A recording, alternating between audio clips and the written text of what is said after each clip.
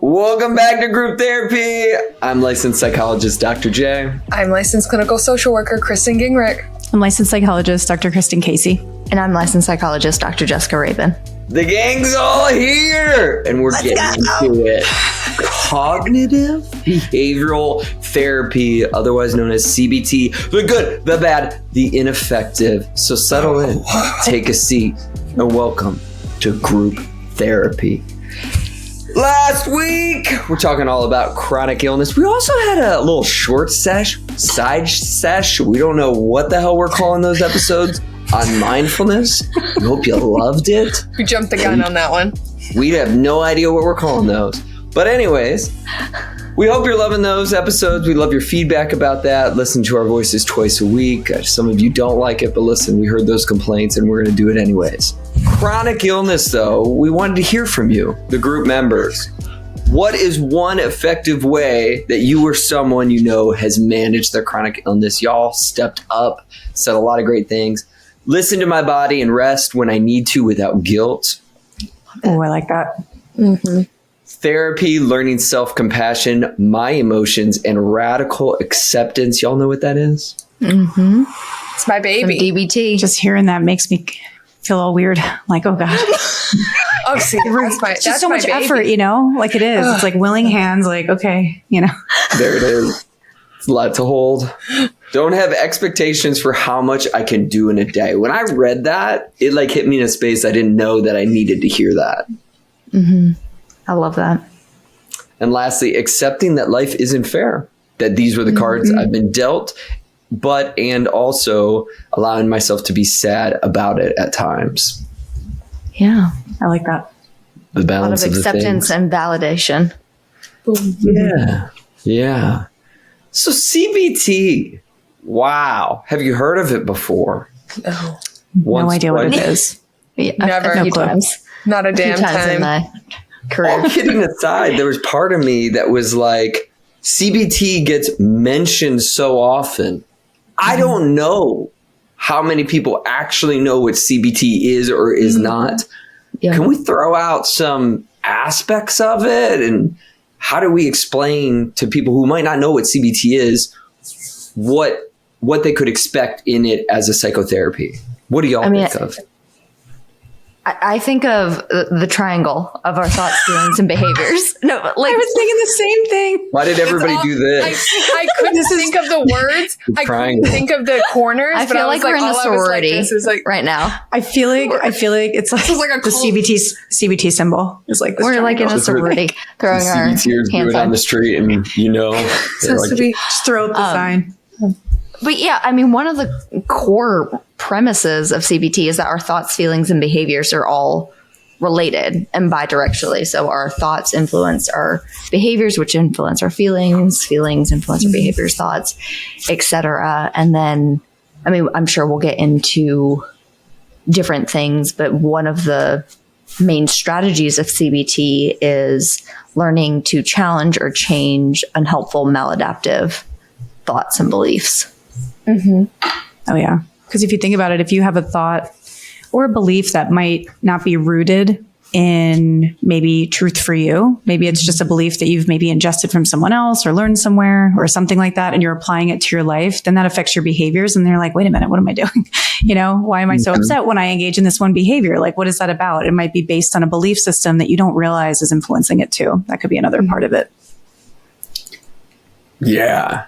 Yeah. I think of everything y'all have said, and just like the simple, like sort of ABC model of like, you have the activating event, and then in CBT, it's like your thoughts interpret that event, which then results in some sort of reaction, behavioral or otherwise. So it'd be like, you know, you see a bird, people, especially with bird phobias, tell themselves, I hate these birds, get these birds away from me, I'm in danger, I need to run, which leads to all the different reactions. But basically that your thoughts, beliefs, all those things are dictating how you respond in a situation, which has always to some level made sense to me.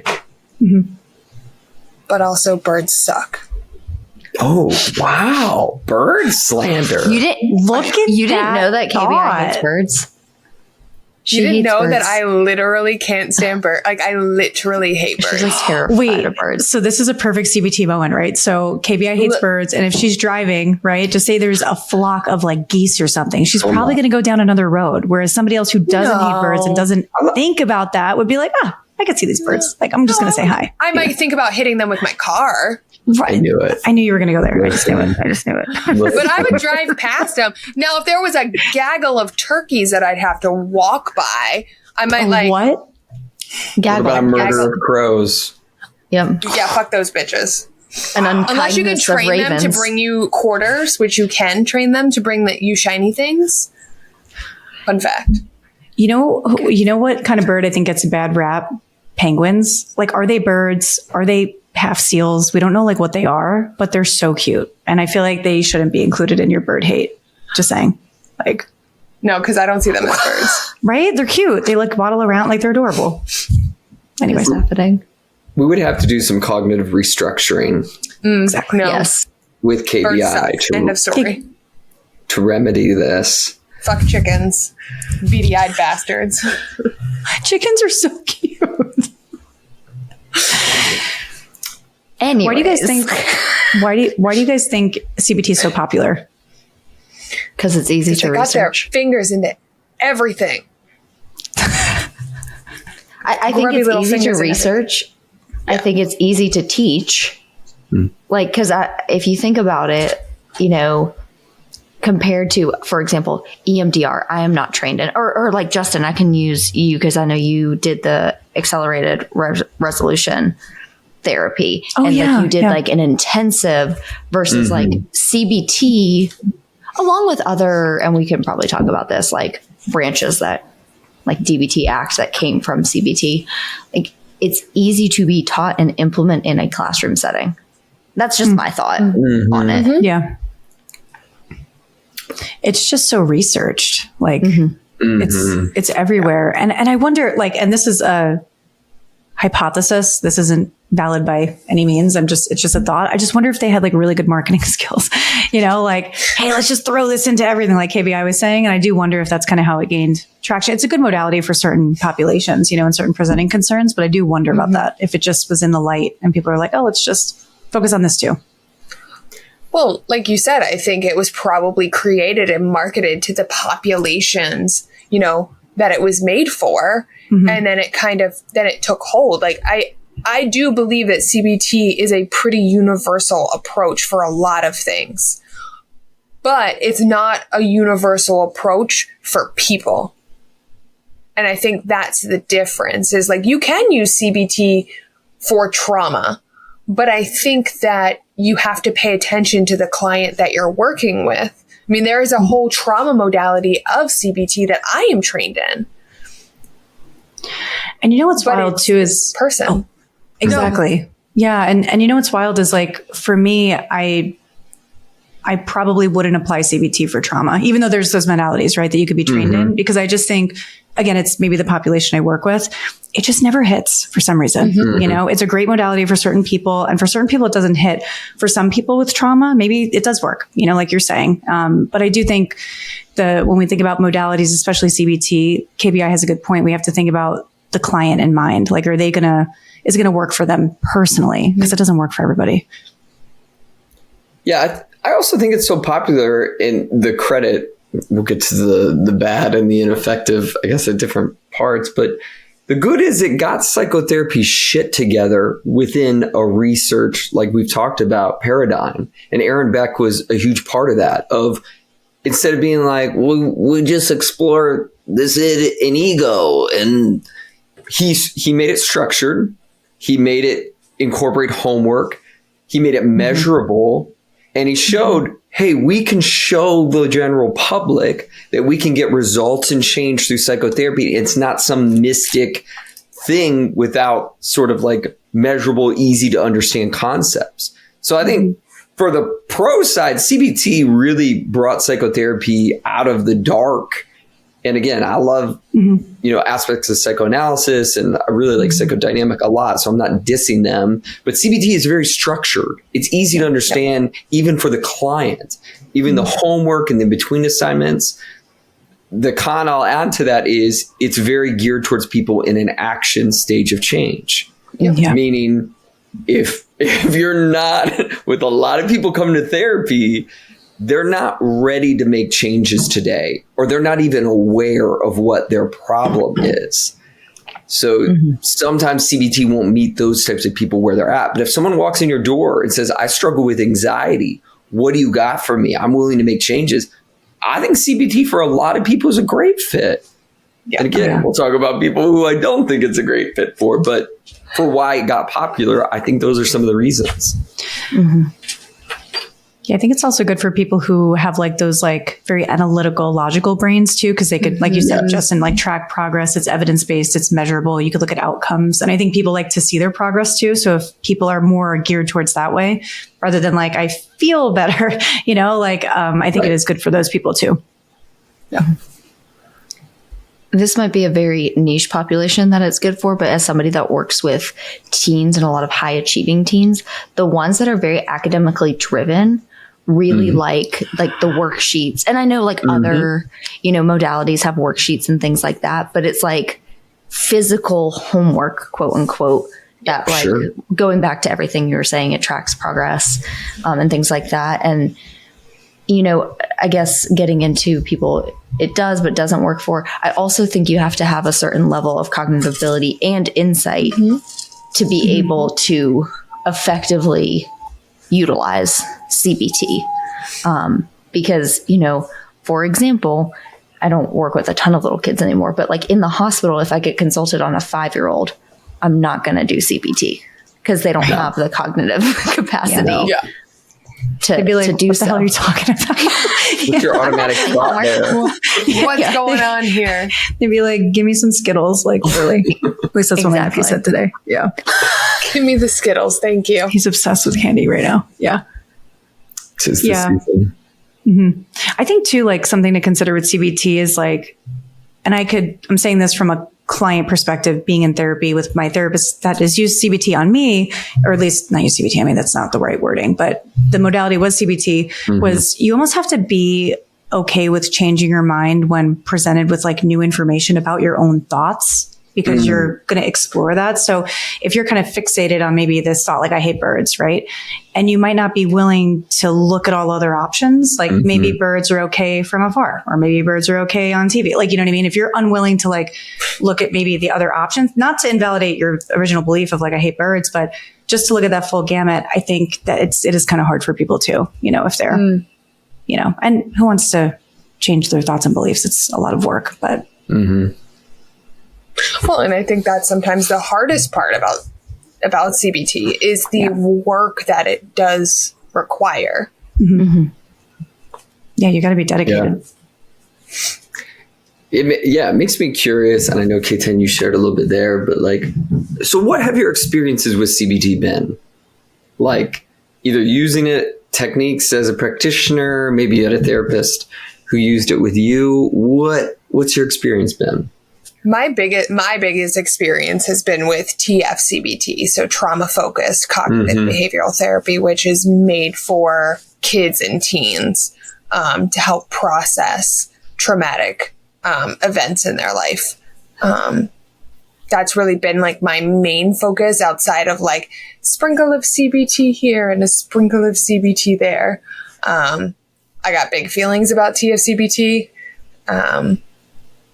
And I don't really align with that. Okay. I got trained in it, and I feel like, it's helpful in a lot of ways, but it's made for kind of privileged white kids, who have really supportive families and all of that. It is not made for kids who still live in poverty, or still experiencing trauma.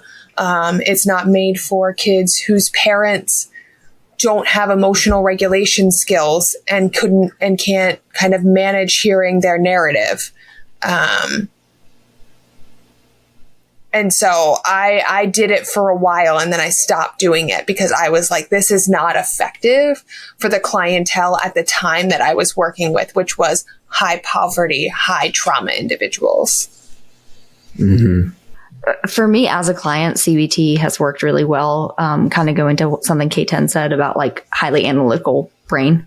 Like it just works for me. With regard to like,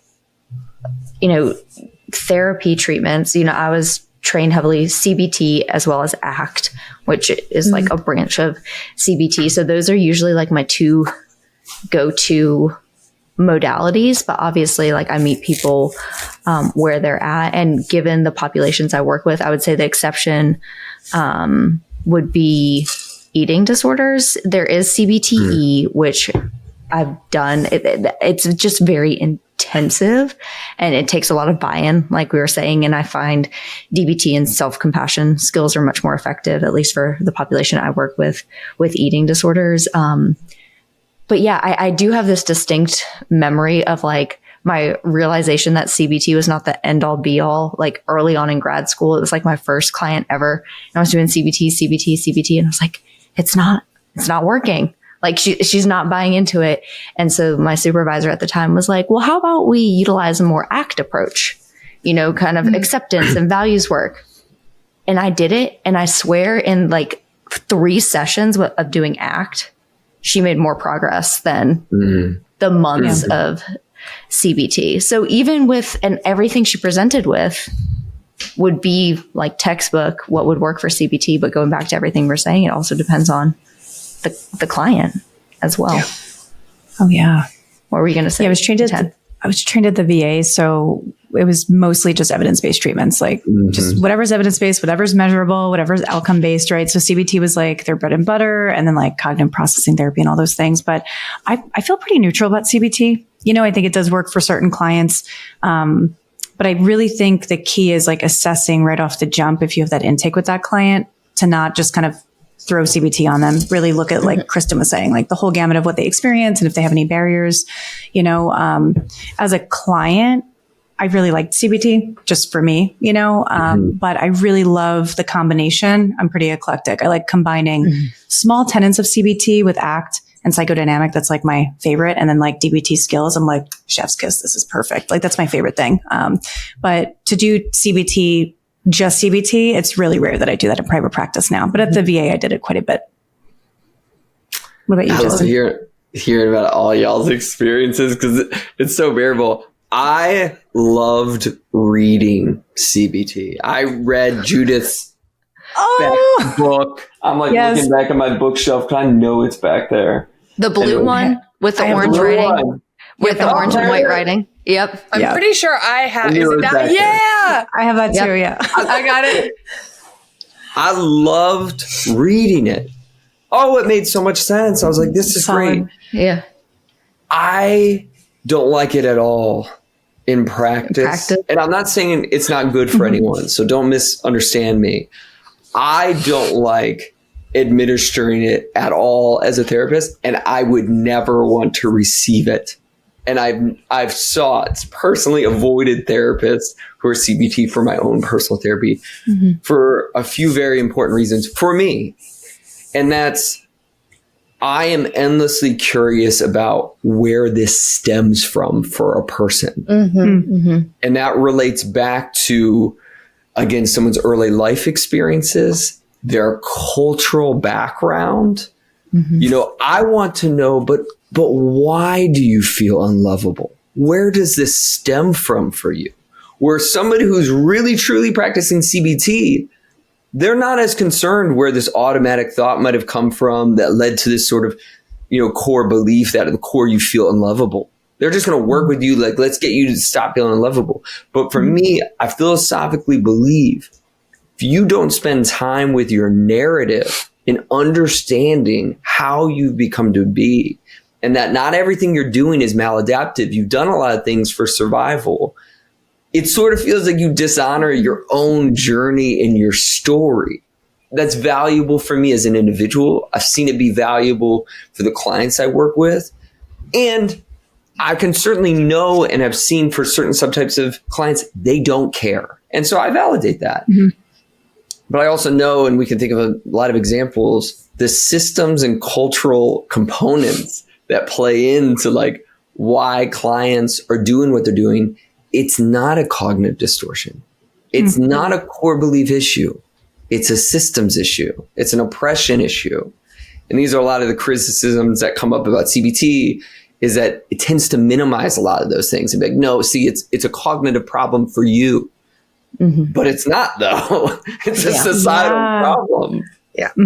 I'm thinking of like one of the cognitive distortions is like magnification. And if a client is saying like, hey, I feel like the system isn't made with me in mind. I feel like every time I go to the doctor, I'm not heard, I'm not seen and stuff. Could somebody say, based on CBT, is that you magnifying the experience and saying, hey, you're just kind of hyper focusing? Sure. But is that a reality? Absolutely. For certain populations. So it is really tricky, to your point, Justin. It really is. Or even like going off of that, another cognitive distortion, catastrophizing.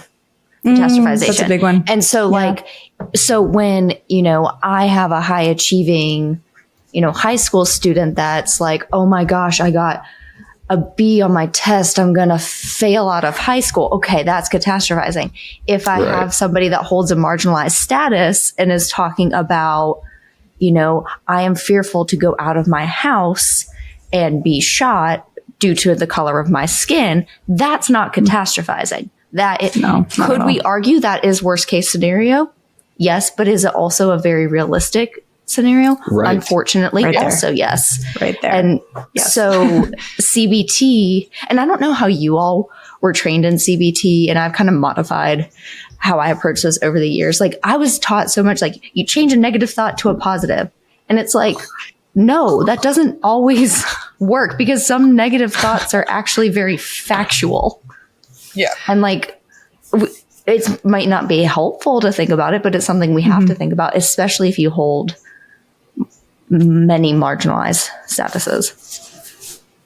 Yeah. And even if you change a thought to positive, to Justin's point, where did that come from? Like, you know what I mean? Like, where is that from? Like, you're just going to be like, live, laugh, love. Yay. Like, come on. Like, really? Right. Yeah. Well, and if you don't believe it, it's not going to help you. Yeah. Like if you have a negative thought that you're unlovable, going back to Justin's core belief, and you're just like, no, I'm so lovable, but you don't believe it, you're nothing's going to change. It's not going anywhere. No. Yeah. No. And I don't know. I think I've modified, just when you said I've like adapted or modified it, I feel like I do that a lot. And I definitely don't do traditional CBT. I feel like I even say like, is that thought helpful? Could we make it more balanced? Could we add on to it to make it more specific? Like I feel like those are the adaptations I use. And I don't know if that's actually traditional CBT or if I'm just freeballing, but that seems to work for the clients that I do CBT with who enjoy it. It's kind of like we have to like add a little more, make it more realistic instead of like, live, laugh, love. It's a lot of people say every therapist is cognitive, because you see it all the time in therapy. You see it all the time in people's lives, where the expectations they set for themselves, the things they're telling themselves, of course, is like dictating what's going to happen in their lives. But the question is like, what do you do with that?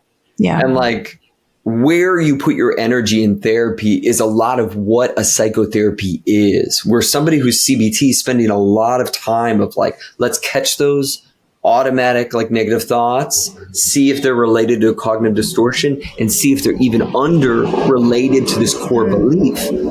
And then assigning you homework to test new theories and sort of replace the thoughts with ones that are more adaptive for you. Or all that being said, of like, I would much rather sit in an emotional place with you and sort of be able to process your narrative and us to hold together what you've experienced and what that's been like for you. And that's just different energy. We're putting different value in different places. But at the core, I would say I have a number of clients and I've worked with who have that quote core belief that they're unlovable. Yeah. But the way we'd go about it and where we think it's valuable to go from there would be really different, because I'm more interpersonal, process based and more emotion focused. I think that's what's lost in CBT sometimes. If you're just looking at the manual, you're losing that sense of like not sitting in the feelings, but really acknowledging that, and I mean, of course, like if you think about, thoughts affect feelings and feelings affect behavior, like all that stuff. But I do think sometimes, I'm even noticing when I was trained, if I think back to like when I was like really green as a therapist, I'm like, let's just focus on the thoughts and then focus on the behavior. And like the feelings part, I feel like, at least for me, I overlooked a lot when I was in training too. Cause I was like, I don't really know how to help a client sit there with that. You know what I mean? So I noticed I don't know if you guys have had similar or different experiences, but for me, it didn't work for me because I was kind of doing my clients a disservice in some sense of like, no, we have to like figure out where the emotion comes from and feel it, you know? Yeah.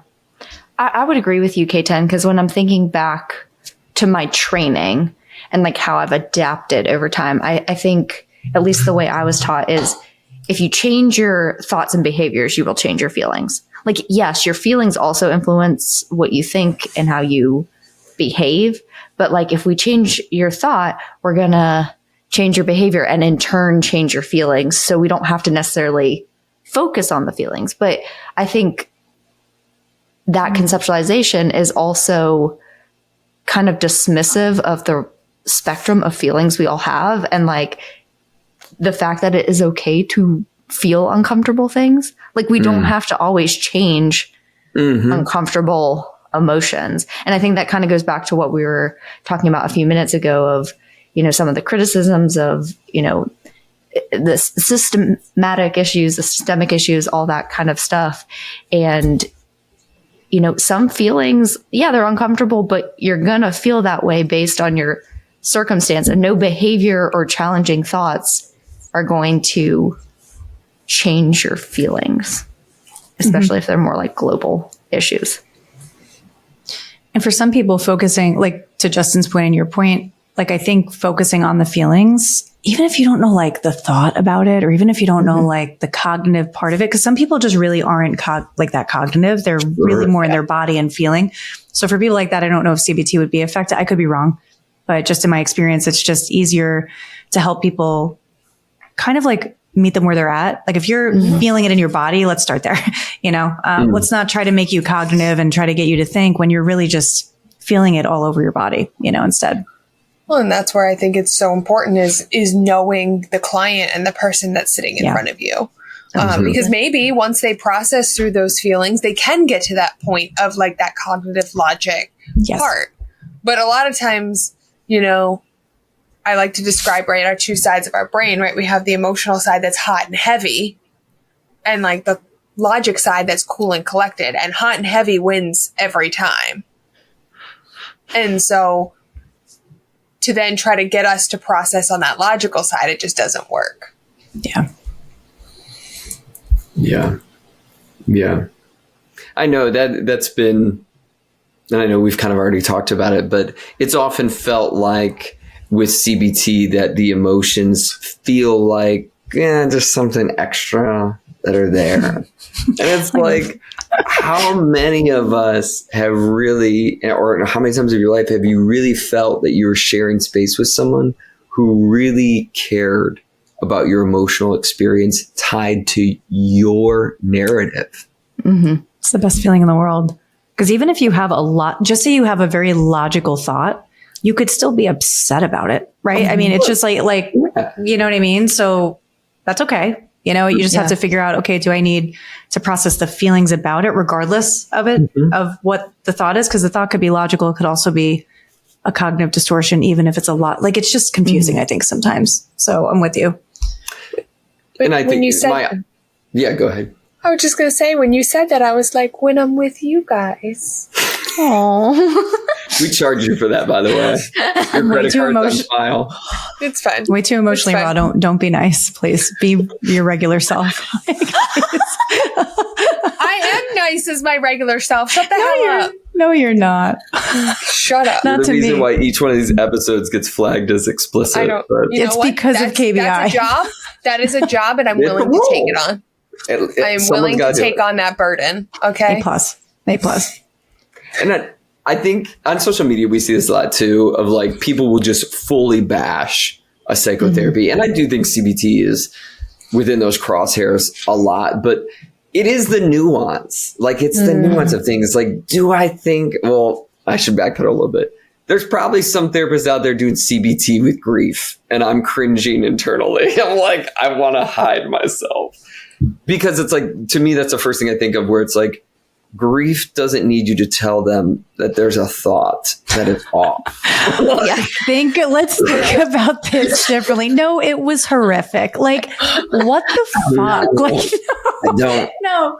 But in all seriousness, and I know there's fantastic CBT therapists out there, I think the majority of them, they're not doing that. And they would agree. Yeah. And I feel the same way with even emotion focus. There's plenty of situations where I'm like, yeah, what you need is not for us to sit in your feelings. Like, we need to take action today. Like, let's create a plan. What are you doing the hour you get home? So it's like, I think a lot of therapists in practice, we pull from a lot of different, most of us are eclectic. We pull from a lot of different psychotherapies. But when you see it on social media, it's just like CBT is the worst. And yet there's plenty of techniques and tenets from CBT that people are utilizing even when they're not a CBT therapist.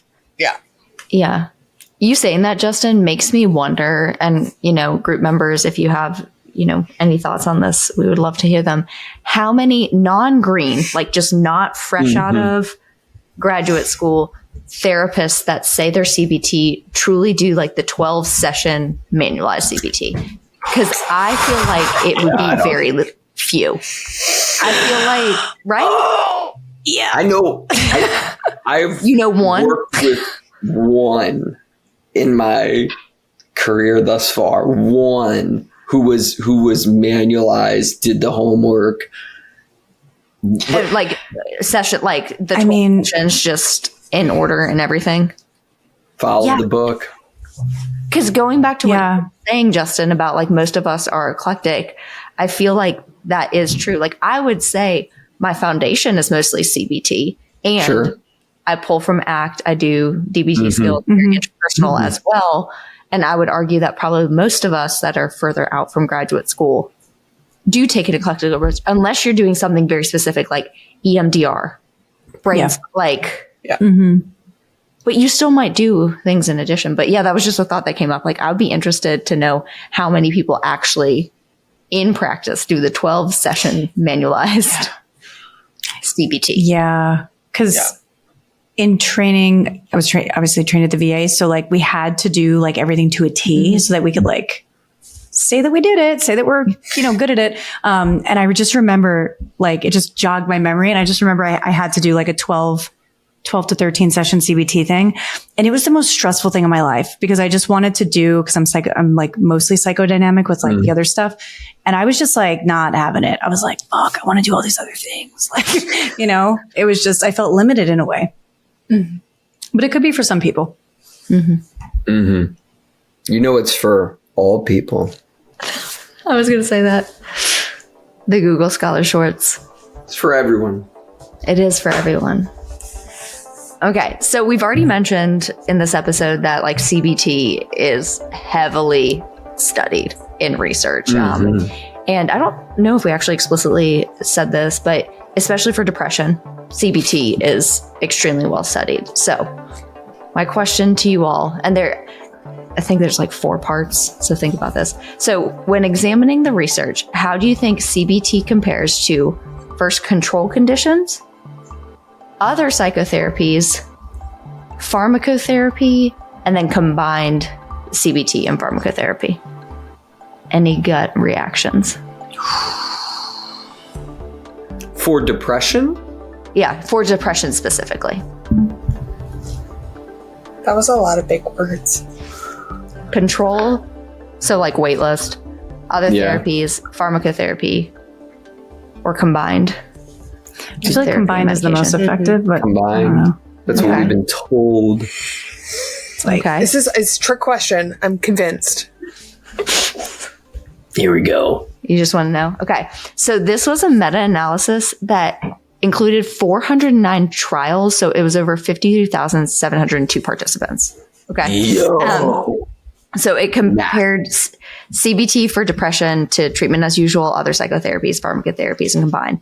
So probably unsurprisingly, when compared to control conditions, CBT was found to be effective, which I would hope that CBT is more effective than no treatment. That evidence-based, man. it's like bars in the basement. No, I'm kidding. When compared to other psychotherapies, there was a very small but significant effect of CBT over other therapies. However, when limiting the studies to those with a low risk of bias and excluding the outliers, the differences between CBT and other psychotherapies was non-significant. Yeah. And then they also found that no one type of therapy was more or less effective in the treatment of depression than CBT. Dodo bird, reigns again.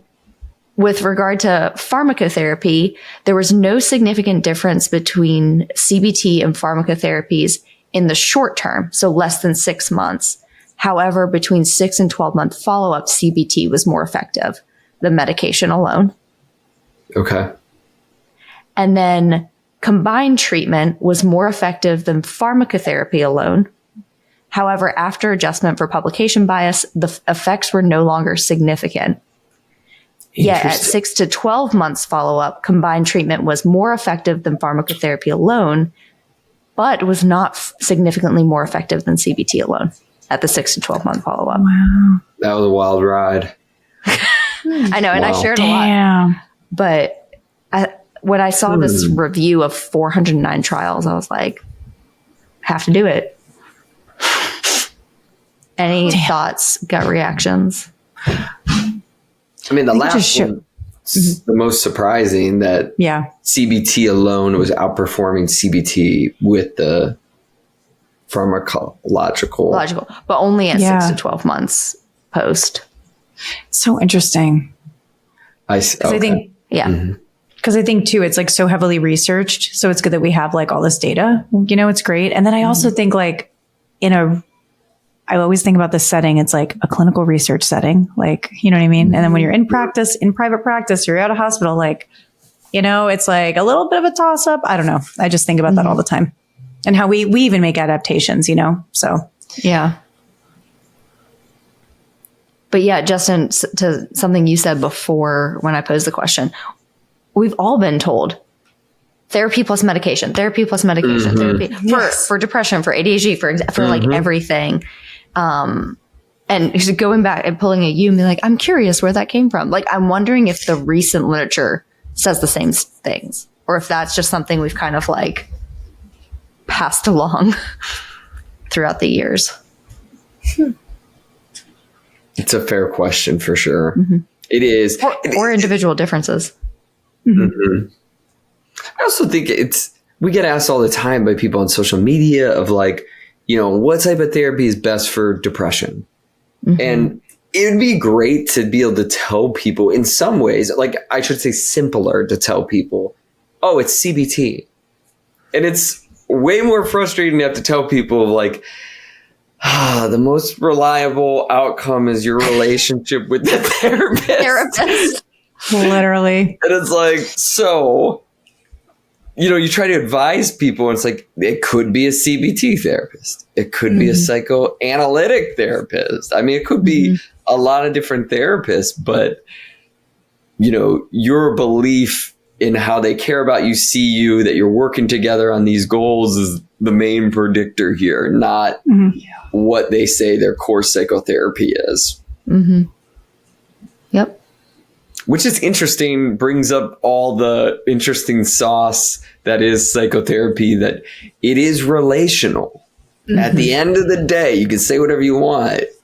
It's a relational treatment. I don't know. And maybe I'm going to be wrong about this, but I think there's a lot of different sort of online therapy and things like you could do that are like you going through modules. I think they can be helpful. And there's research out there to show that. And yet I have a tough time seeing that the human element would ever be fully removed until we all find out that I've been AI this whole time. I knew you were going to bring up AI. It's the only place I go. It's AI, space, or aliens, but literally same. I know. That's all we share. Me and Justin, our like DMs on Instagram are literally only memes about space or AI. Like that's like we don't even talk. Like we just send each other. That's it. Like that's it. This is the only time each week they talk when we record the podcast. This is honest. I swear to God. Like I never talked to Justin. Never said a word in my life. Just like Stuff about black holes in AI. That was it. We're like, wow, this black hole burps or whatever. And I'm like, holy shit, that's great. Yeah. Interesting article. Anyway. And then you have me and Jess, and we just trade Taylor Swift Kelce videos back and forth. Yeah. Yep. That's been this week. Yeah, Next week it will be something else related to Taylor Swift. Everybody in Kansas City is like opening up their doors and like looking around for Taylor Swift right now. Where is like, she? She's iconic. Probably with her new boo thing in Kansas City.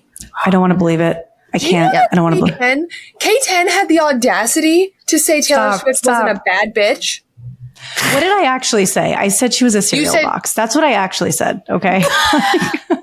Wow. Yeah. I you really said like he her. dates bad bitches, and she's not one of them. Well, I don't know her. And I just know who he's dated. And I just feel like there's a lot of differences. And then I sent her the video of vigilante shit. And then I think she changed her tune a little bit. Yeah. And then I was like, I'm definitely bisexual. Like, for sure. that was it for me. I was like, wow, there's a lot that I don't know about Taylor Swift. Legit. Never stop growing. Never stop. Literally. Never stop. Stay open. You know what else will never stop doing? The polls. The poll question.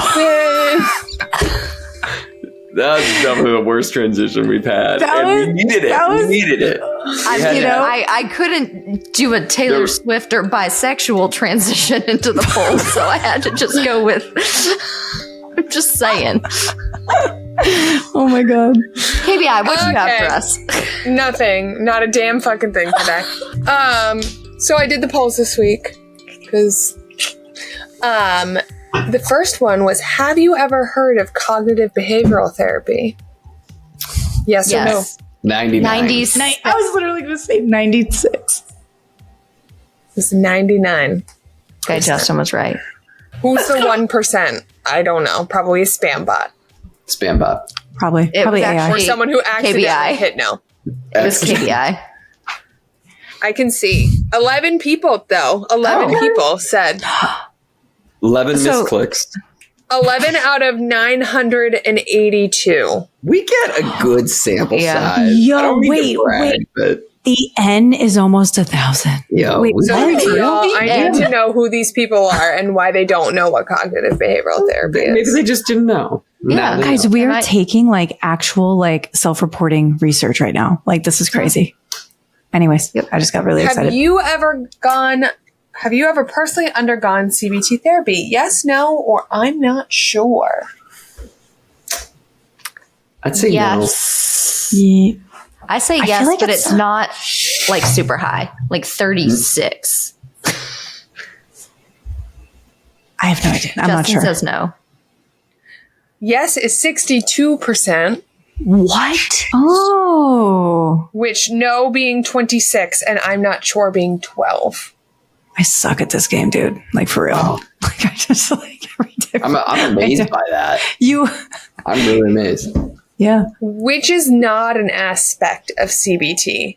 Automatic thoughts, attachment styles, core beliefs, or cognitive distortions. I think they our group got it. members knew this. I think They know. They know. 77% of people said attachment styles. There you go. Good job. The All other these people smarties. were wrong. Well, and they tried. Sometimes Hey, you don't if- know. We give trophies for effort here. So, Do. Great job. You participated. yes. If you've done CBT, how would you rate your personal experience with it? It was helpful. It was okay. It was not helpful, or I just never done it. I'm going, it's okay. I It's have no okay. idea That's why. what I think. Yeah. That was It's my about initial What thought. percentage? 38. Of those that did it, I'm going to go with my 36 again. I'm going to go with 60. I'm just going to fuck around. Oh. Well, K10, you lose. I knew that. Jess, you lose. Oh. Justin, it is 38%. What? Justin You cheated. I swear, He no. definitely cheated. There's no way. I have not been in the group chat. You think I went into our Clearly. stories? Yo. Y'all, Justin has brought up conversations that we had like 4 days ago as if they're new conversations. I literally. I have this really great idea, guys. I have this great idea. And I'm like, this bitch. I'm like, We already talked about Yeah. came up with that idea already. It's like Justin, I love you. I had like secondhand embarrassment. I wanted to text you on the side and be like, bestie, like just scroll up. Like, I really try not to be that guy, but there's times where I don't know if it's biological. I'm just that guy, and I'm like embarrassed. I just love the screenshot. For me, it was the screenshot that I sent. I scrolled back and screenshotted it just for shits and giggles. We love you. We love you. The short of that, for the listeners who are like, what the hell? I was like, yo, I got this awesome idea for the short sesh this week. And literally all KBI said was really Justin. And sent the screenshot. They had all decided on this like days ago. Which means that he didn't even listen to the voice memo I sent. I listened to nothing. So the voice memo is probably still sitting back in the depths of our group chat. It's way back there now. There was, I can't remember, there was something else. Jess said something like last week and Justin, somebody mentioned it. I was just like, oh my God, like Justin is not here. And it's okay. So it's either like you're that guy or you're AI. I mean, we got to give you options. So I would rather be AI than that guy. Could he be that guy AI? Terrible. Well, you do have a J name, so. I know. I have a J name too. I know, but guys with J names are, Yeah, it's so different. They're off limits. I got to do better. Plain So what's even better than Justin is the group member questions. So we could. That was probably. Are you just skipping over the last poll? I didn't know. Oh, sorry. Shit, I didn't know we threw down. Sorry. No, we're not done fuck yet. it. You know what? Fuck what our group members think. Okay? No. You know what? Just move on. Don't you dare. No, I actually, because I know the dare. last question was the misconceptions, and I was reading them, and I thought we got a lot of good ones. Oh, come on. Yeah, let's listen. What do you think are the most common misconceptions about CBT? Someone said it's the answer to everything. Oh, Ooh. wow. Someone said as a client, the way it was given to me made sense and never felt limiting. Love that. There we go. That it ignores emotions and the importance of the therapeutic relationship. Okay. Wow. That it's a one and done process. Okay. That it'll work for everyone. Yep. That it's all worksheets. There are so many worksheets. Many worksheets. Worksheets. That it's a cure. Uh-huh. That it will magically fix everything. That'd be nice. There's a lot of it's a quick fix. Yep. Someone did say it's a way to gaslight yourself. I've seen that a lot on social media. I've seen that a lot on social media. And I think could kind of see it if you go ahead. Yeah. No, I was going to say, I think it's more to what Justin brought up earlier about, if there are systemic issues going on in your life that are contributing to your thoughts, feelings, and behavior. Like CBT is a very individualistic approach. Yeah. It is all about things you can control. So if you go into a therapist and you're talking about systemic racism and your therapist is like, let's just challenge that thought. Like, yes, that can feel like gaslighting because So I can, but I've seen that a lot on social media. What were you going to say, K10? Sorry, I cut you off. I lost it. Guys, because I'm in the archives of our stories, this is coming tomorrow. I think tomorrow is our announcement of our podcast. Oh my gosh. Guys, 1 year since we announced. We've been in a podcast relationship for a year. This is so cute. It's a real commitment. It is. This is the time where the group members, we're out of the honeymoon phase. We have concerns about this ongoing relationship. they have a list of deal breakers. Y'all need to do this. Toxic. But no, it is not toxic. Never. Thanks, Jess. Never had Group member questions. Group member questions. Never will be. This is my favorite. So, as you know, every week we take your questions. This week we got so many good ones about CBT. So, As always, what we'll do is if you put a little too much information, what we're going to do is just reduce it a tiny bit, not because we don't care about what you have to say, but we care about your privacy. So for those people who are submitting questions that are really detailed, we love those. And we also want to protect your privacy. So keep sending them through. And we're going to start with Andes from Brooklyn. Yes. And Megan from South Dakota actually asked a very similar question. So the first question is, what are the similarities and differences between CBT and DBT? I feel like and for those of you who don't know, I know. And for those of you who don't know what DBT is, it's dialectical behavior therapy. And CBT is cognitive behavior therapy. Go ahead, Jess, what were you going to say? No, I was going to say, I feel like there's a lot like in practice, but also like DBT is a cognitive behavioral therapy, just like ACT is.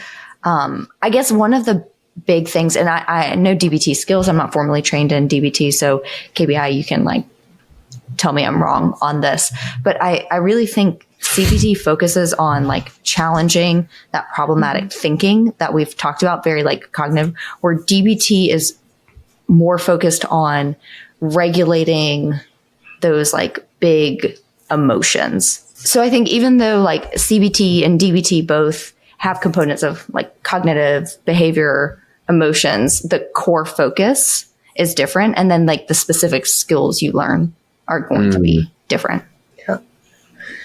Yeah.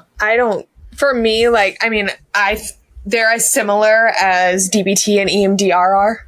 Like, it's just like there's a basis of relationship and all of that, but they're different. That's just like how, like, because I get that question a lot when I talk about DBT. It's like, oh, how is this the same? And I'm like, they're not.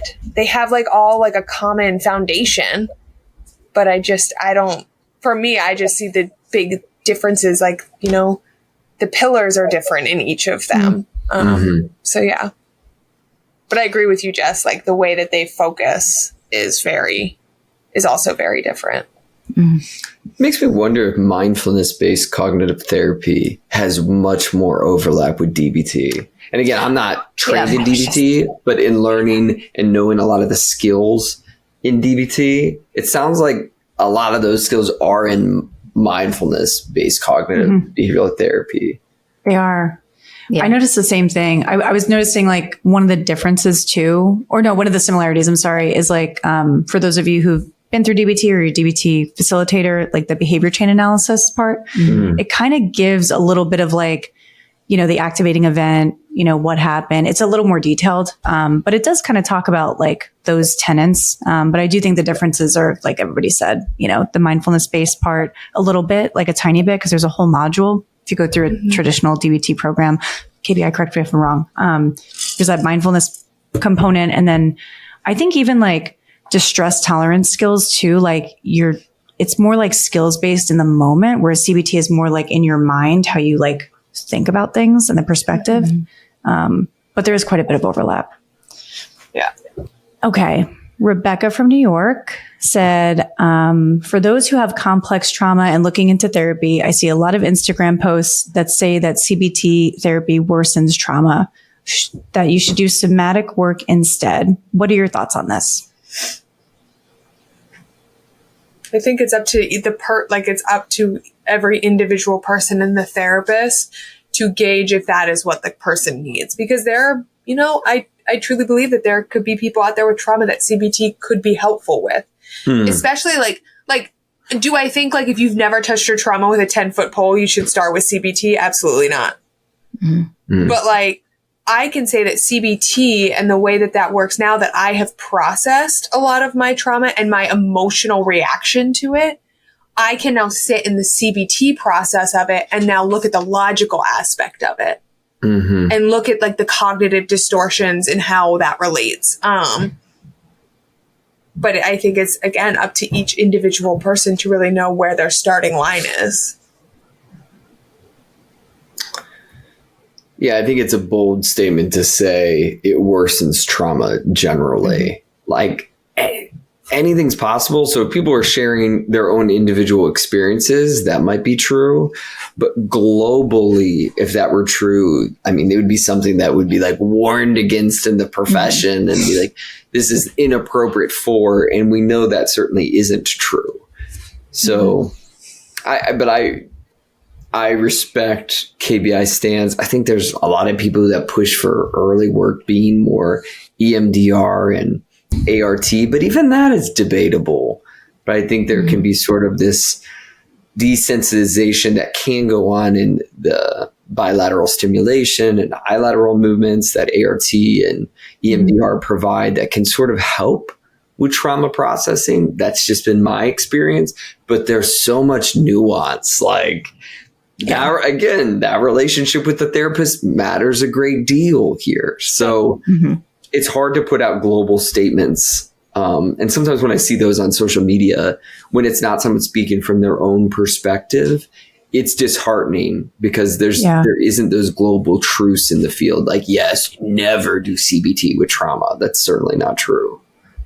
Yeah, I'm with you guys. I think with I just think with trauma too, it's like it, in my opinion, it doesn't worsen it technically. I mean, everybody has different experiences, but it might just not be as effective. You know what I mean? Depending on the person, you know, I mean, it might be effective for some people, might not be for all, you know? Sure.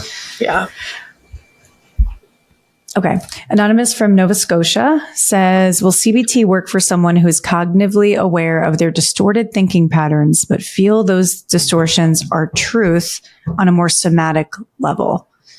I guess how I take this is like, what were you going to say?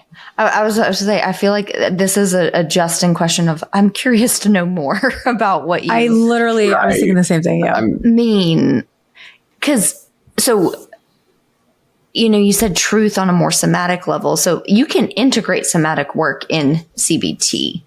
And I guess I wonder what you mean by truth on a more somatic level, because if you're aware that your patterns of thinking are distorted, they can't also be truth at the same time. Does that make sense? Like, so I guess I'm wondering about what somatic experiences you're having that communicate to you it's truth. Like, one that comes to mind is if you feel unsafe, like, so cognitively, you're safe, but then your bodily responses are one, say a trauma response in a time you were unsafe. Can CBT work? Yes. And you have to use an adjunctive therapy as well? Yeah. Also, yes.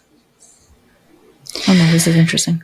Yeah. And I go back to like, when I think about like distorted thinking patterns, I think technically like not all thoughts are facts, right? So like that might be like one tenet of CBT, but that person might think it's a fact for them, even though maybe technically for them, it doesn't really apply. And if they're using a thought or a belief system that might not apply to them, I guess I'm thinking about ACT now.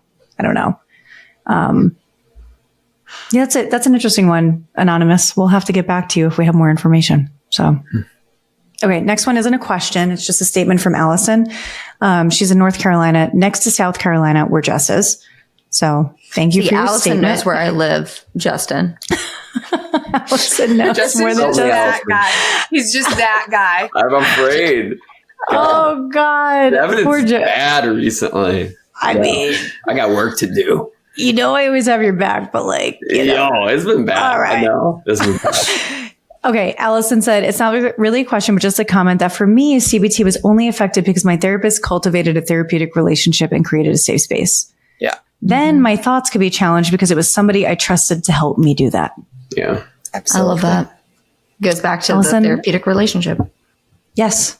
What Justin says all the time. Allison, I love that for you. I'm so happy that you had that experience. Okay. Allie from Canada.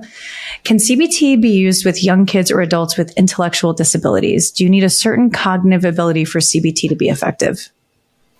I had never thought about that before. It's hard to do CBT with somebody who has an intellectual disability. With regard to young kids, it depends on how cognitively aware they are. Because I've definitely done CBT on like 9-10-year-olds. But they were probably more advanced and insightful than maybe like the typical. But I'm thinking of individuals I have worked with that have intellectual or cognitive disabilities for different reasons. For example, I work in the hospital, traumas that cause like traumatic brain injuries, and doing true CBT is in my experience, very challenging to do so. I don't know anybody else's thoughts or experiences.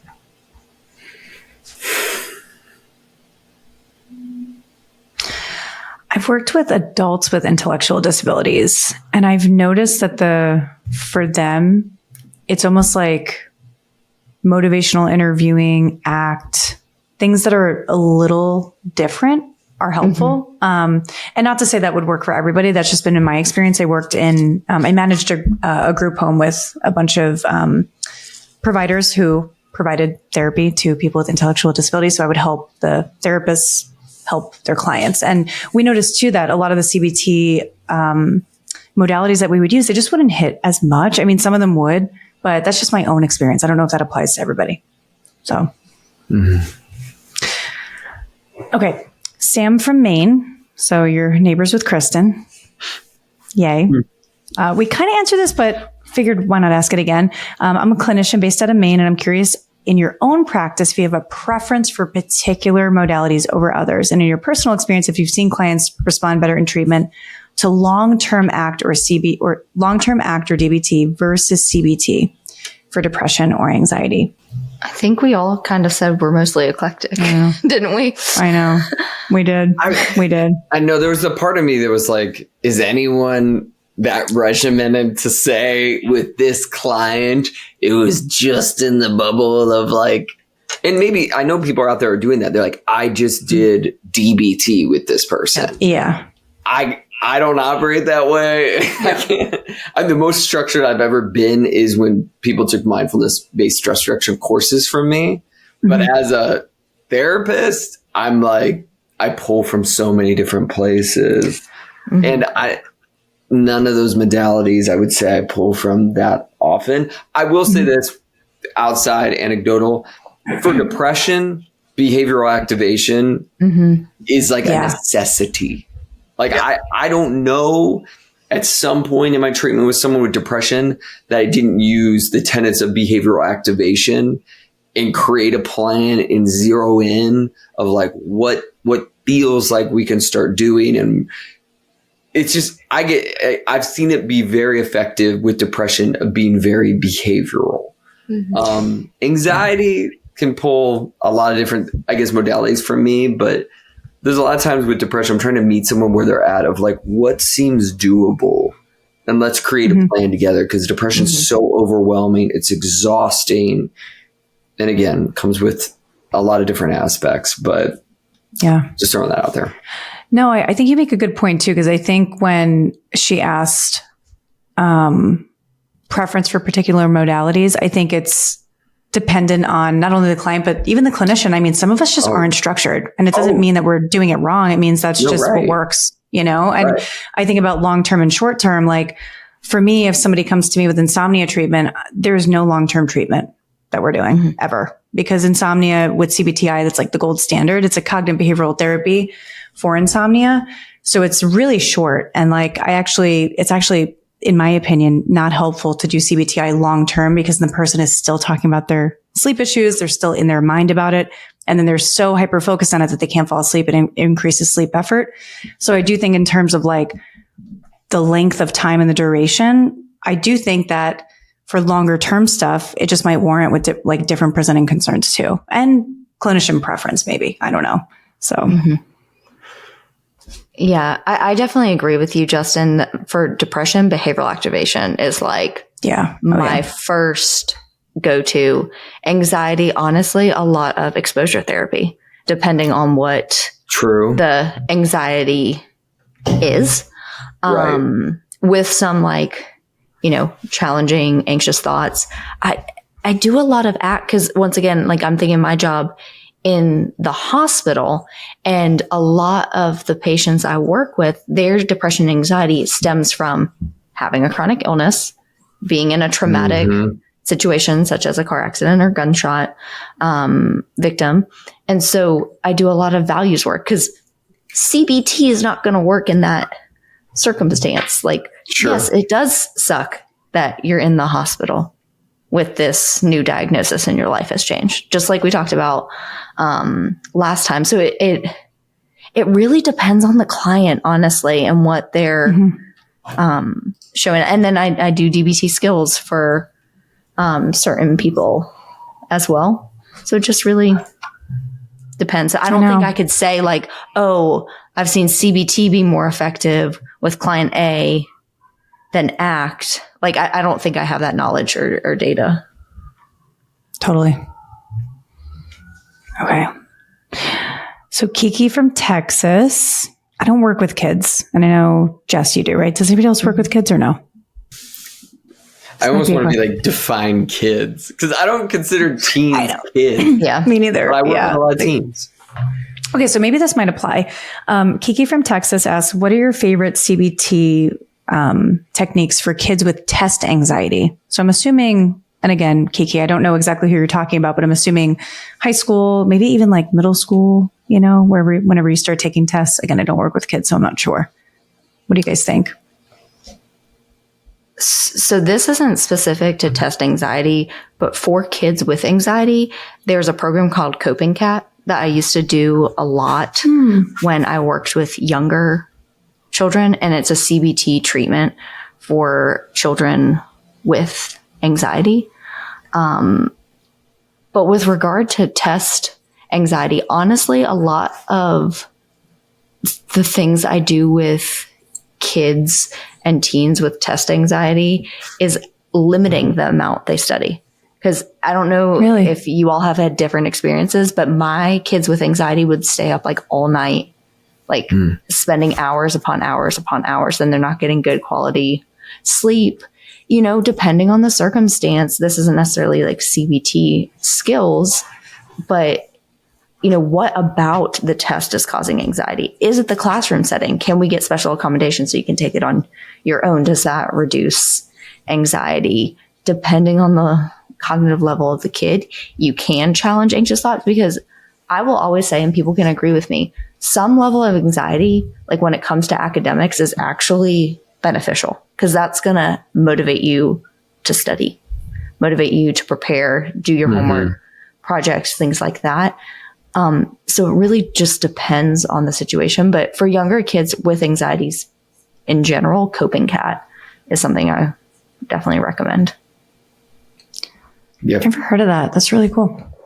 Yeah, I was just going to, with test anxiety, I use a lot of mindfulness-based techniques and tenets. I'm really trying to get people to be able to activate more of a parasympathetic reaction, says sympathetic reaction, which it's becoming aware of the moment, it's slowing down. You can use deep breathing, you can do listening, but it's really creating a structure leading into taking an exam, especially if the problem is with test taking, which a lot of my clients have been. They've been like, my mind goes blank during the middle of an exam. Like, I've studied a lot, but now I'm just like so anxious and sweating and shaking. So it's creating a structured plan that will get them out of that sympathetic state, which everyone's a little bit different on that. But I certainly utilize a lot of here and now interventions, things that pull people in the moment and get them out of their fear-based thinking, which, again, a lot of people get that pressure from family and parents and a lot of other places that gets poured on them.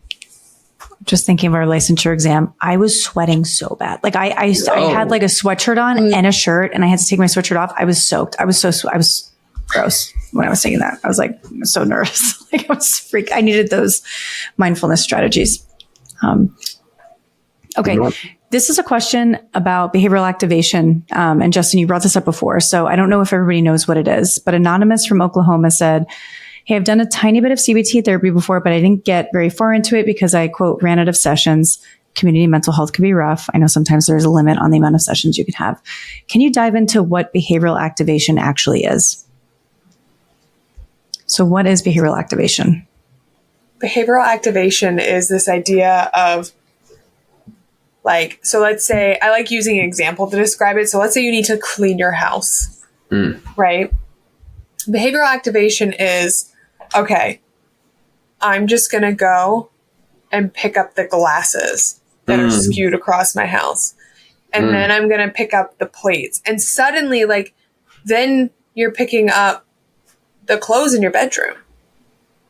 And then it snowballs into, it's kind of like, it's just that doing like that one thing to get started.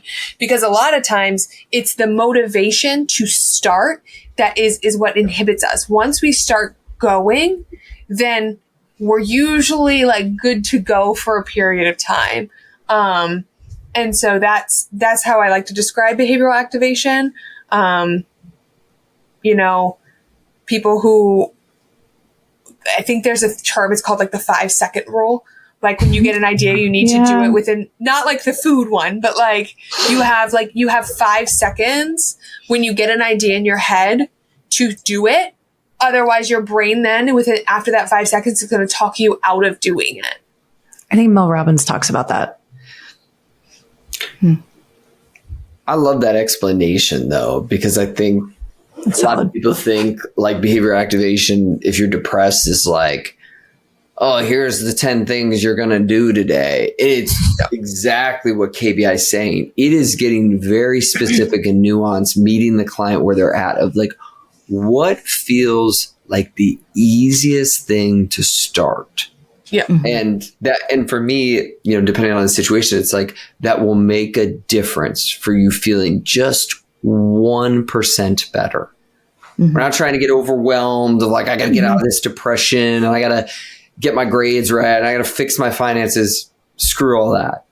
Tell me one thing that feels doable to make you feel 1% better. What's the first thing that comes to mind?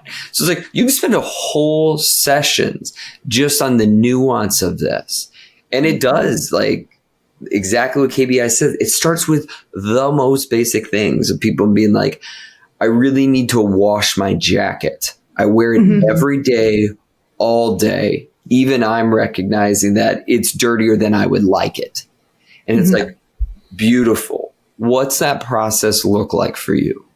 But when you're depressed, shout out to all my warriors out there struggling with depression. They know that feels like a mountain. People without depression are listening to this. They're like, I don't get it. Pick up the glasses. You don't get it because you've never experienced this.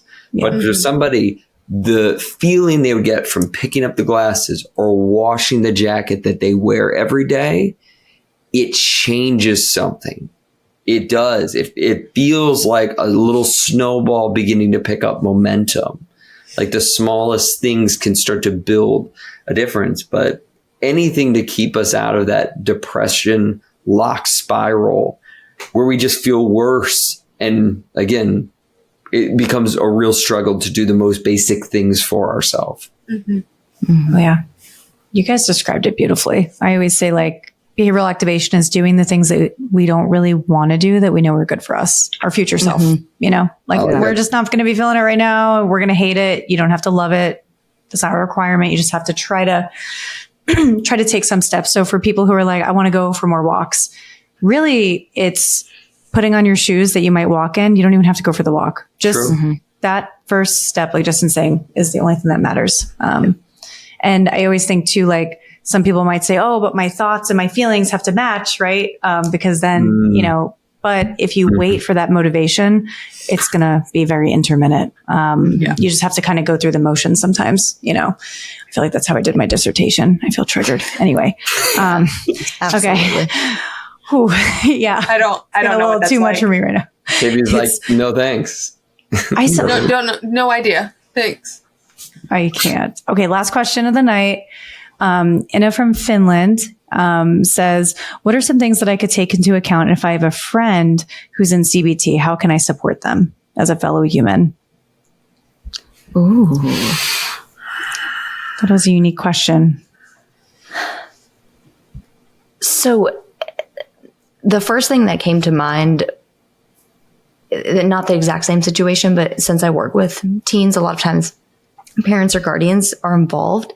And a lot of times it's helpful when I bring the parent or guardian at the end of session. And like, if we were talking about cognitive distortions, for example, you know, hey, we talked about cognitive distortions. This is what they are. You know, we noticed that, you know, the client engages in catastrophizing and black and white thinking. So, work on that. And like having the parent or guardian like call out. I can think of a specific example that my teen client came back and was like, my mom keeps pointing out every time I catastrophize. And I was like, well, is it helpful? And she's like, yes, because I didn't realize how much I did it. Okay. But and you have to have that relationship with them. But I think that can be helpful too. Like if they're working on things. So maybe like ask like, hey, what are you working on? What has been helpful? And then cognitive distortions are the things that come to mind most, like help them point out. But I think just at the most basic level, just asking them if there's anything they need help and support with and what you can do as their friend to be helpful and supportive. Yeah. So great. I was literally just going to echo the same thing because my mind went to the same place of like, because CBT it's tends to be really easy for people to grasp and understand. Like if you just ask exactly what you just said, what are you working on right now? Like I think CBT and even therapy becomes easier to understand when you can share a bit of yourself. Like, I'm catching my automatic thoughts, about myself, where I tend to like start putting myself down even before I try something new. Like it's cool when you have that person like that can parallel and be like, and just pause for a second and you share like, oh, you know what? I catch myself doing that the most when I'm about to try anything new. Like that's where I most feel insecure. But those conversations, when you can also be curious and vulnerable, it adds a different dimension to therapy. It's not just like I'm some messed up person who's some client. It's like you're coming alongside and be like, yo, we all got flavors of this. It's not to say like, my problems are the same as yours, but we have aspects of this that we can struggle with. So you're not alone. But I think that nuance, I just loved how Jess put that. Like, what are you working on? Like, and if you can add some vulnerability and share it too, like it doesn't make them feel like some person that's just like needs this healing. It's like, no, we all have mental health. Mm-hmm. Well, thank you all so much for joining us for today's episode. We hope you learned something new about CBT or gained a more holistic perspective on its strengths and weaknesses. If you enjoyed this episode, please share with someone you think who may enjoy it as well. As always, please rate, review, and subscribe to the podcast. As always, we leave you with a reflection question. And this week, we want to know, what are your thoughts on CBT? So whether you have done it yourself as a therapist who's trained in it or just learning about it for the first time on this podcast, we would love to hear your thoughts. We've shared ours. So head over to the Instagram and answer the reflection question so we can read your responses on next week's episode. And we will see you next time in group therapy. Bye. Bye, guys. Bye. Peace.